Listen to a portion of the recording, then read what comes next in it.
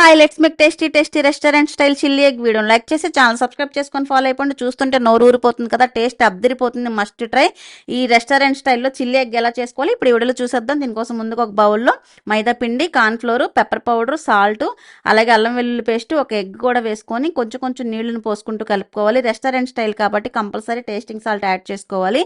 ఇలా వేసుకున్న దాంట్లో కొంచెం కొంచెం నీళ్లను పోసుకుంటూ పిండి బ్యాటర్ని నేను చూపించిన విధంగా ఈ విధంగా కలుపుకొని పక్కన పెట్టేసుకొని ఇప్పుడు ముందుగా స్టవ్ వెలిగించి డీప్ ఫ్రైకి సరిపడా ఆయిల్ పెట్టుకొని ముందుగా బాయిల్ చేసుకున్న ఎగ్స్ని ఒక్కొక్కటి 4 పీసెస్ కింద కట్ చేసుకొని పిండి బ్యాటర్లో ముంచుకొని ఆయిల్ హీట్ అయిన తర్వాత ఆయిల్లో ఒక్కొక్కటిగా వేసి గోల్డెన్ బ్రౌన్ కలర్ వచ్చేంత వరకు వేయించుకొని తీసేసుకొని అన్ని కూడా ఇదే సేమ్ చేసుకొని పక్కన పెట్టేసుకోవాలి.